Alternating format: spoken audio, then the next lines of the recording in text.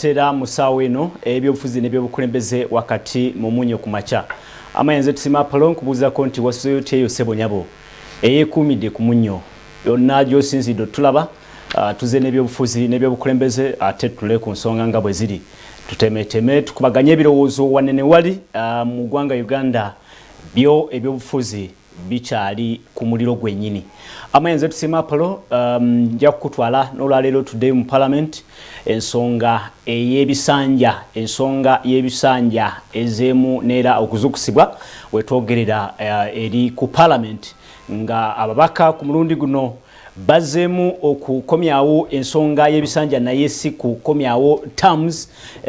kwongezaayo ekisanja bandyagadde oba bateesa nti ekisanja ky'abakulembeze ku mulundi guno kive ku myaka 5 nga bwe tubadde tumanyi nti buli luvannyuma lw'emyaka 5 tuddayo ne tulonda abakulembeze ku mulundi guno ababaka ba parliament bateesa nti ekisanja eky'emyaka 5 kinaanulwe kigende ku myaka 7. Alaba Soul TV ensonga eno ey'ekisanja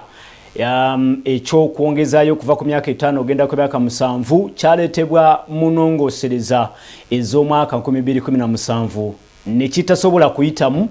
Atulaba ku Soul TV ensonga eno yagendera ddala butereevu paka mu kooti ensuukulumu, abalamuzi ku kooti ensuukulumu ne bagamba nti kijja kusoboka. Ensonga eno kati bwekomyewo ku mulundi guno ate abaka ba parliament bakijje ku bwa president luli kyali ku bwa president kati bagamba nti buli mukulembeze yeno omulonde ekisanja kye kibeere nga kiva ku myaka 5 kidde ku myaka 7. Atulaba ekyo kitegeeza nti nga bwe tulonze abakulembeze baffe mwano mu 2021 tujja kubanga tuddamu okulonda abakulembeze mu 2028 bwe kibeera nti ensonga eno eyiseewo bwete kubanga abakirese ku mulundi guno bagamba nti kiteekwa kutandika mwaka guno omwezi ogw'okutaano. Soul TV alaba kankakase nti ensonga eno bwe yajja ku floor ya parliament oba bwe yajja mu 2017 yayina obuwagizi bwa His Excellency the President naye era tekyasobola kuyitamu. Naye ku mulundi guno ate ekyenjawulo nti okuva eri akakiiko ka parliament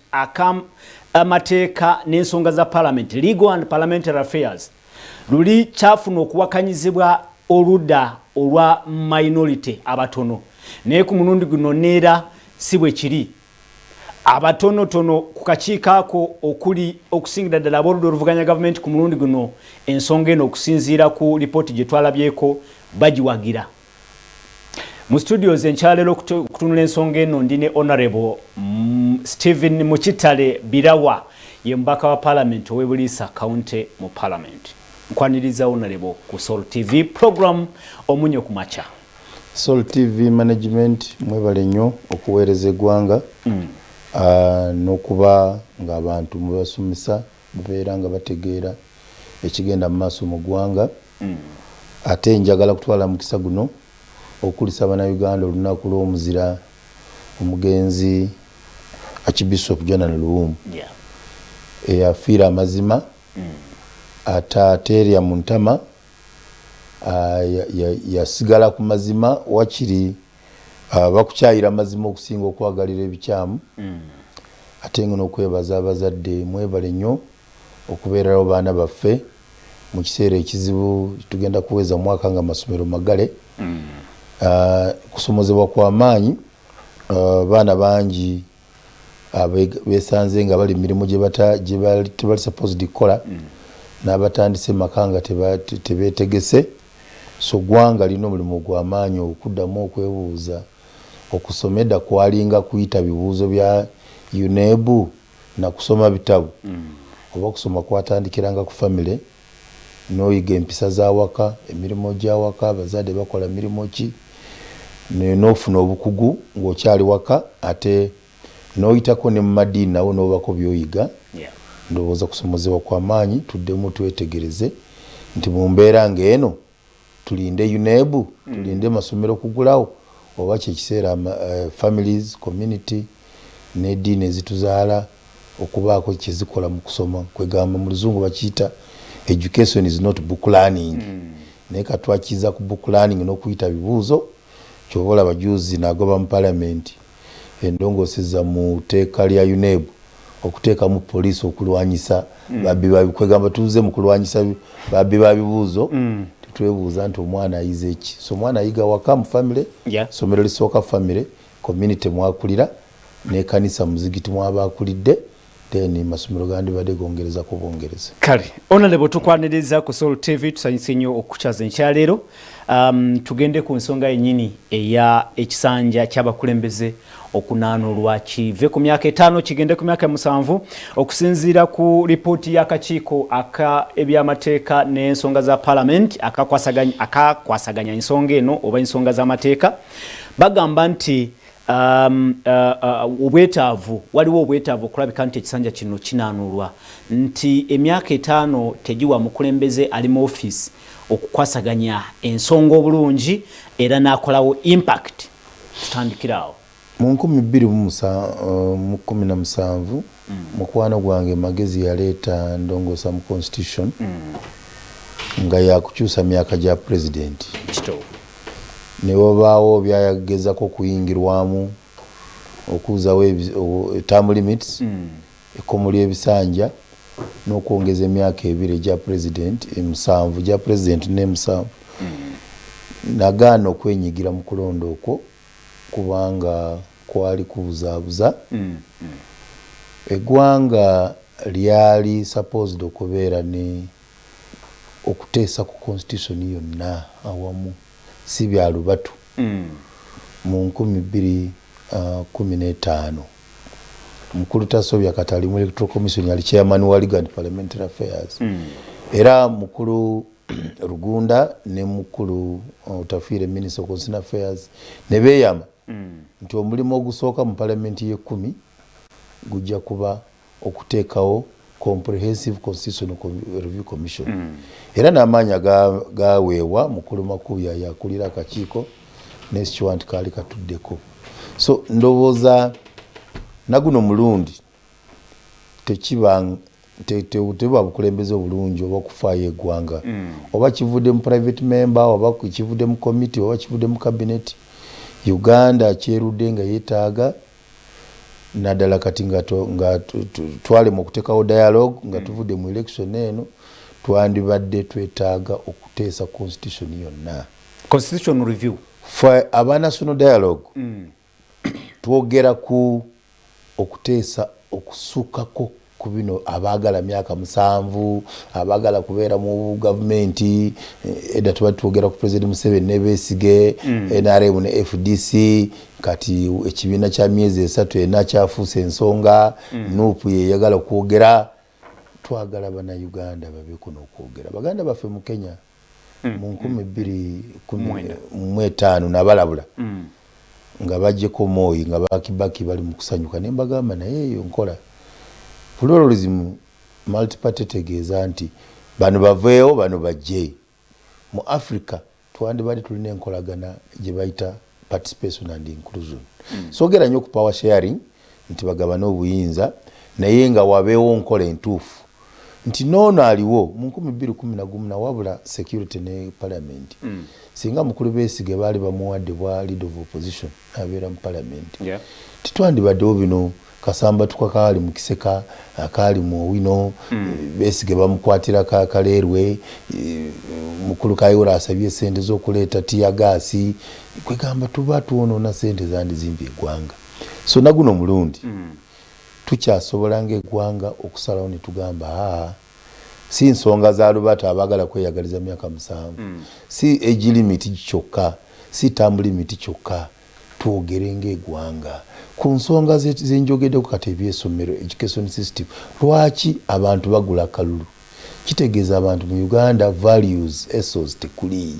so ekyo tekiva mu kalulu tekiva mu ndongoosa y'emyaka ekyo kijja kwetaaga dialogue mu ggwanga ettaka abantu baffe bali mu kugobewa ettaka sinaba kuweza mwezi nga kalulu kawedde naye bantu buliisa bali mu kugobewa ettaka president bwe yatukakasa nti ttaka ly'abantu naye kooti za Uganda mu gavumenti y'emu eri mu kuwa nsalawo ng'egamba ababbi abaja mu 2008 ne bagamba bananyini ttaka be bananyini si bali bakansangwa eyo nsonga y'ettaka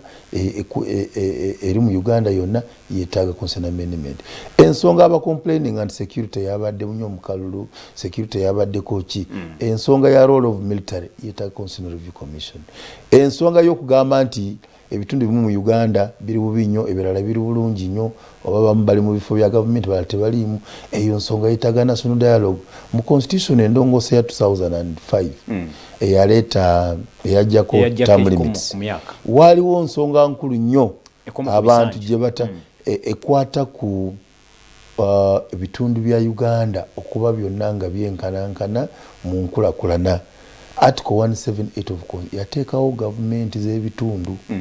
Uganda eno ku independence byali bitundu 16 nga mulimu Bunyoro, Buganda, Bukedi, Bugisu, Lango, Acholi, Ankole, Kigezi, Teso, bakanya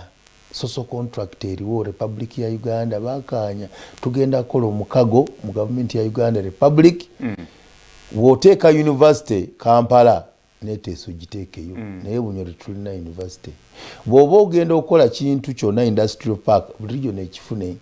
bw'oba ogenda okukola makubo buliisa twafunye amakubo bagayita oil roads kitegeeza singa tewabadde mafuta twandifunye ki twandifunye makubo. So kusomozebwa kwa maanyi okulaba nti eri abali mu middle income eri abanoonya mmere ya leero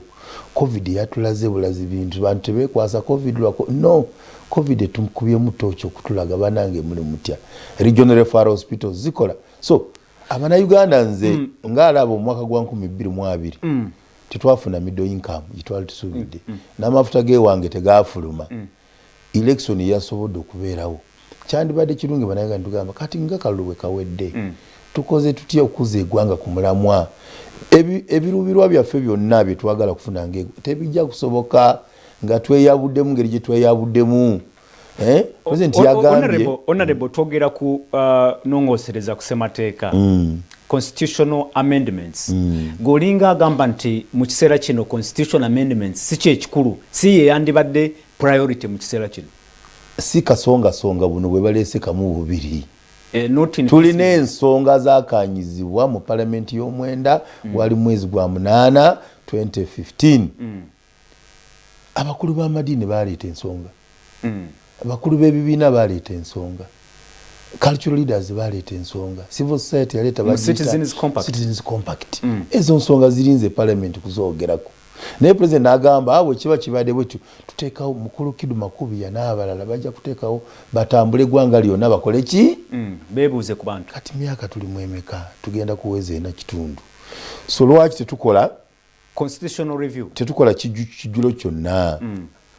constitutional review eyo eyinza okugiramu national dialogue gyetwogerako constitutional review eyinza okuba kimukubye naye waliwo kye bayita truth and reconciliation sincerely abalabye program eya Janan Luwum ojja kukkiriza nti Uganda yalwawo dda okujjako amini kwandibaddewo truth and reconciliation bwe twava Luweero mu nsiko wandibaddewo truth and reconciliation bwe twamala lutalo lwakonyi 2006 wandibadde truth and reconciliation naye tuziika buziisi tubiika omuzungu akiyita kukwera ng'oteeka wansi wa carpet abala bagamba nti hiding our heads in the sun like an ostrich. Ezo nsonga gye ziri era tetulinda nti bagamba nogaddagala nga kinabakola kusajjatuka si bwe bagamba Abaganda kusajjuka. So dialogue teyeetaaga tusooke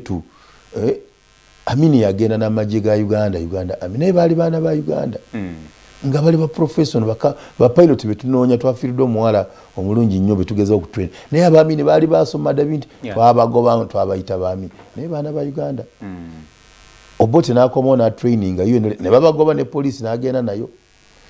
Tetwagala poliisi ya Uganda amagye ga Uganda gagende ne President Museveni nze siwagira regime change abagamba tukyali under control amanyi mpolokuzana lwaki bagamba objective and subjective condition nga tezinaba kuleetawo embeera tetwetaaga dialogue no.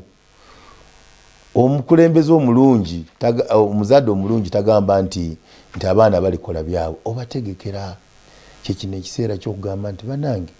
ensonga zino zitwatandise okuwulira mu campaign ebigambo byetuwulira bino ebitongole bya government biri balanced. Abali abagamba ba general bava side emu. Eri abagamba mirimo bitongole byonna ebintu ebyo byetaaga tutule ku meeza nga bana Uganda. Mu Kenya bwe twamala kubalabula nti kyali kikyamu kugamba mwoyo avuddeko bano bagendeko babeera ne handshake babeera ne dialogue era bakyusa bintu bingi. IGP mu Kenya asaba busabi mulimu nalondebwa commission nalondebwa abana Uganda mutya kwogera kuje muva nze ndi chairman wa Bunyoro Parliamentary Caucus era bwe mba nsaba mu parliament ndi wa unity and diversity. Uganda kyesaba ne Bunyoro yagala university ne Bunyoro yagala budget yayo. Naye mu Kenya tosobola kuwaayo omulimu gw'ogaba mu kitongole ng'eri region etafunye. Olina okulaga nti region efuna naye bana Uganda baba tisa secretarianism namwe ne mukkiriza kati nga kalulu ka juzi.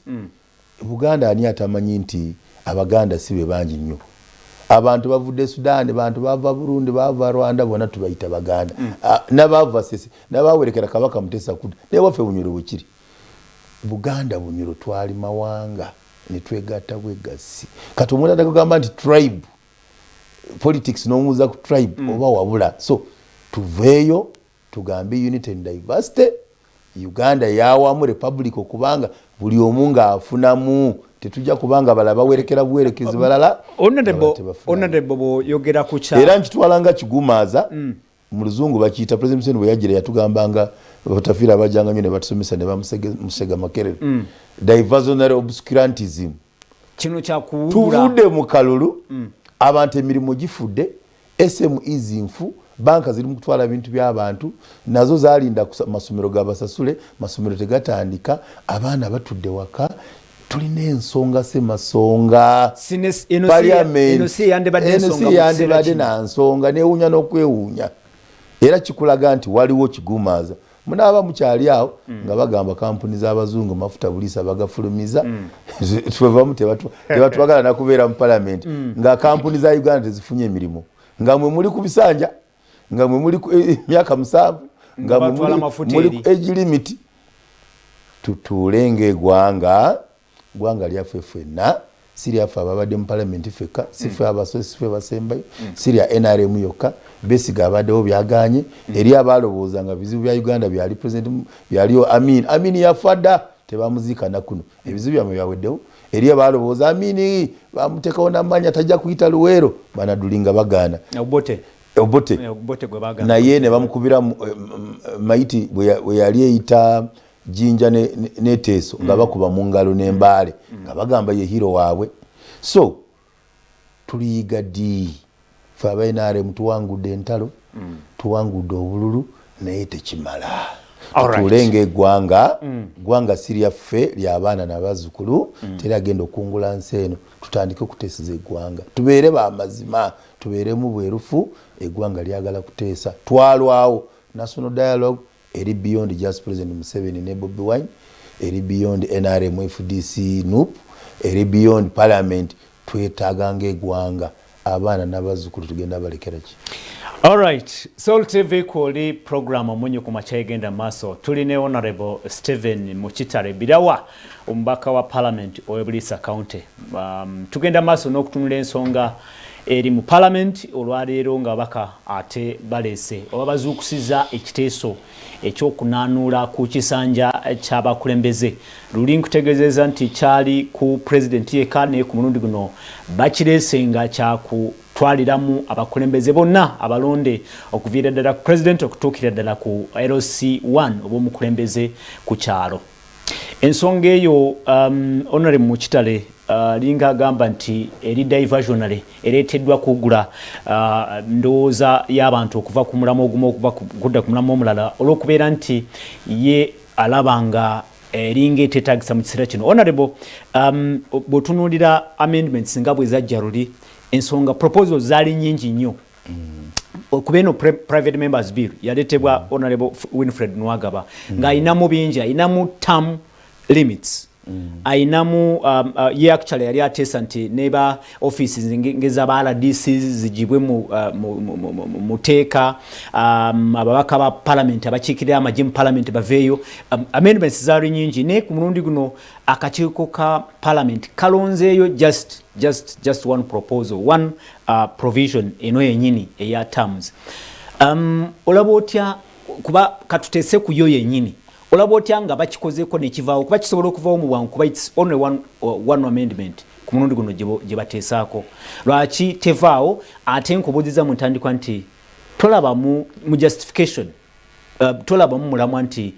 omukulembeze bwalwako bamala emyaka 7 kiyinza okuyambako okubaako ebyo batereeza okusinga ku mulundi guno bwe kiri emyaka 5. Bayibuli egamba nti tetukoze tulese nga tetukoze bye tusaanidde okukola netukola bitagwanidde okukola n'amazima tegali muki mufe tegali mufe kubanga nga twakava mu kalulu kiki kye tuyize mu ggwanga kye twetaaga nga covid atukubye mwaka mulamba nga economy esanyaladde kiki kye twandibadde tusaana okukola nga twavudde mu lunaku lwa Jonathan Luwum nga president yabali akoze speech n'agamba abakomando abaali Somalia be deployinze mu Uganda ababadde balwanyisa abatuju kati bezze ku deployinga mu Uganda olw'obutakwatagana kitegeeza tetulina kukkaanya nga abana Uganda we are polarized togenda kufuna Bible egamba teriwo nsi etali wamu esobola okukola ki okuyimirira naye onelebo tolaba mukalungi munongosereza eno wadde ekiseera kye lwaki tetuleeta byonna abana Uganda baleeta endongoose ziwera zisuka 48 gyeziri eyo mu komiti yemu ya parliamentary and legal lwaki ojayo bwolubatu noleka biri ensonga semasonga gyeziri bazireete zonna obene neba namba 49 era nebala 4050 tewali tabu naye tuleete ensonga zonna ng'eggwanga bwe tutakikole eri abagamba nti bwokola kintu kyekimu n'okidinganamu ng'okisuubira okufunamu enjawulo naye ng'omanyi wakikola dda nekitaleeta njawulo wandiba mulwadde wa mutwe nga weetaga agenda butabika so kikyamu nnyo nine sente zamuwa musolo okuzoonoona you are tekyayingiza onarebo kino tekirimu kampuni nfu tekirimu kono nsimbi za mu musolo kubanga value for money onarebo nekimu ku justification bagamba nti bwe tubeera nga tusese ne tuva ku kisanja eky'emyaka 5 ne tugenda ku myaka 7 kyandituyambako omusimbi gwe tusaasanya mu biseera ebyakalulu akaseera kajja kuba keyongeddeko ng'economist eggwanga liplaninga buli myaka 5 tubadde ne NDP 1 ya myaka 5 NDP 2 ya myaka 5 era President Museveni ekisanja kino kyawangudde kya NDP 3 ne planning framework ya myaka 5 kati eyo nkola ebadde mu Rwanda bayine myaka eri common mu francophone system amawanga gali matwale ga France bebalina nkola ya myaka 7 keep right bavuga keep right ebintu bya birine nkola obeera guilty until proved innocent teka kumulamu katono bwe tukoma wate wetu okutandikira Alexol TV tugenda maso ne honorable mu Kitale Stephen Birahwa tuli ku nsonga y'ebisanja okunanulwa kuva ku myaka 5 ku myaka 7 katusoke tuumulembe tukomawo awo etandikira wenyini tova ku Soul TV.